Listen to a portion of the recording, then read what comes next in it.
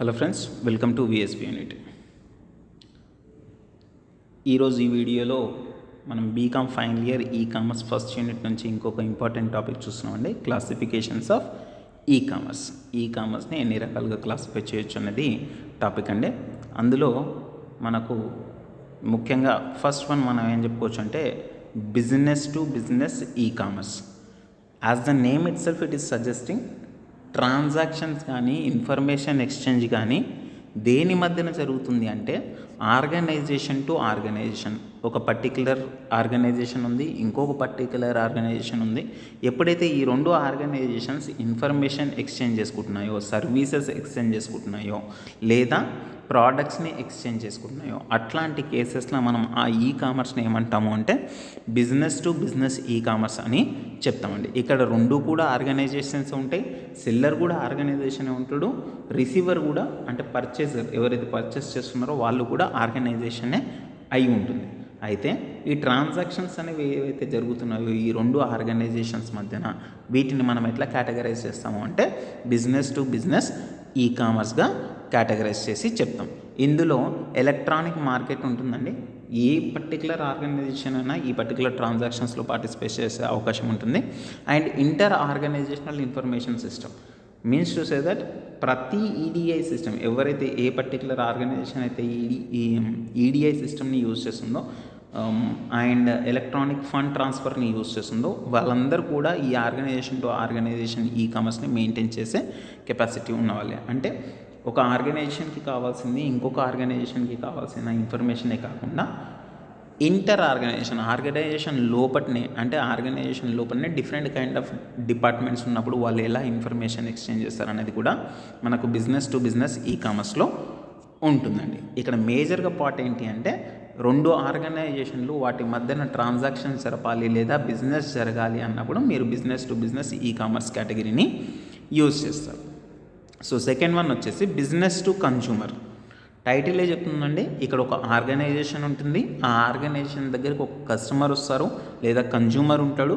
ఈ కన్జ్యూమర్ అనేవాడు purchase request చేస్తాడు అండ్ బిజినెస్ చేసేవాళ్ళు ఏదైతే ఆర్గనైజేషన్ ఉంటుందో వాళ్ళ ప్రోడక్ట్ని కానీ వాళ్ళ సర్వీసెస్ని కానీ మన కన్జ్యూమర్కి ఇవ్వడం జరుగుతుంది. ఈ సెకండ్ కేసులో బిజినెస్ టు కన్జ్యూమర్ కేసులో అయితే ఇక్కడ ఏదైతే రీటైల్ బేస్లో మన ఆర్గనైజేషన్ ఏదైతే సర్వీసెస్ ఇస్తుందో ఏదైతే ప్రోడక్ట్స్ ఇస్తుందో ఇది మనకు రీటైల్ బేస్లో జరుగుతుందండి. అంటే బిజినెస్ ఆర్గనైజేషన్ ఏం చేస్తుందంటే కన్జ్యూమర్కి ప్రోడక్ట్స్ కానీ సర్వీసెస్ కానీ ఇవ్వడం జరుగుతుంది.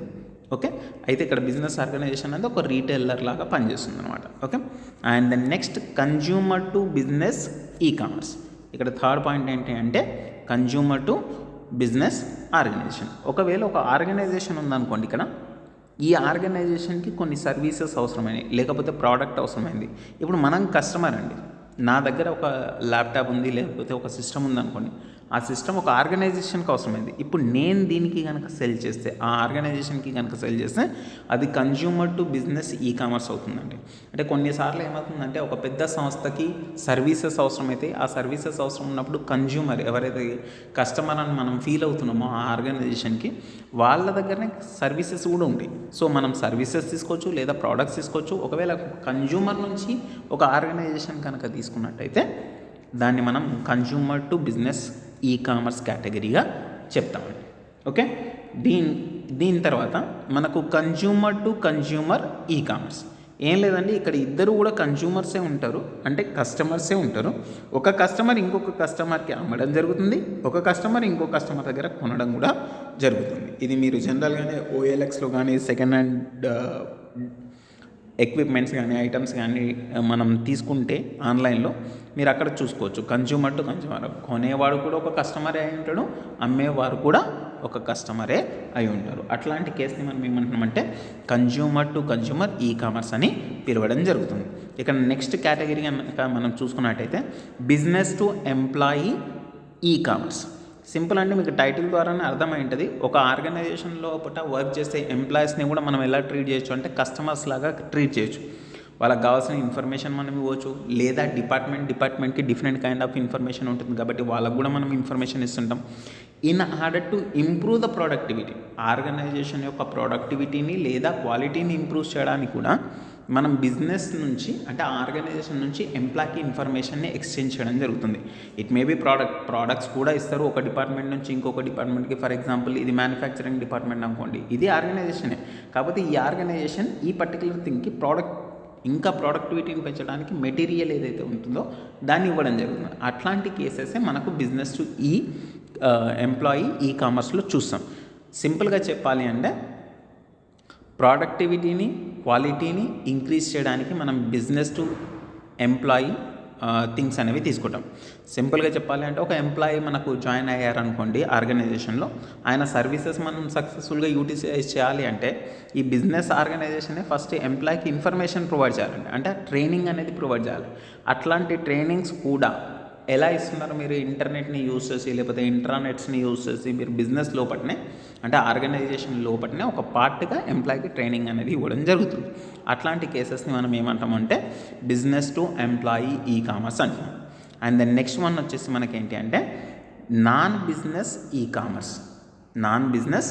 ఈ కామర్స్ కేటగిరీ అండి. ఇక్కడ నాన్ బిజినెస్ ఈ కామర్స్ అన్నప్పుడు ఇక్కడ బిజినెస్ గురించి మన వాళ్ళు మాట్లాడట్లేదండి. ఏదైనా స్మాల్ ఆర్గనైజేషన్ వాళ్ళగా ఏదైనా ఇన్ఫర్మేషన్ ఎక్స్చేంజ్ చేయాలి, లేకపోతే ఒక డిఫరెంట్ కైండ్ ఆఫ్ ట్రాన్సాక్షన్స్ చేయాలి ఆర్గనైజేషన్ లోపల.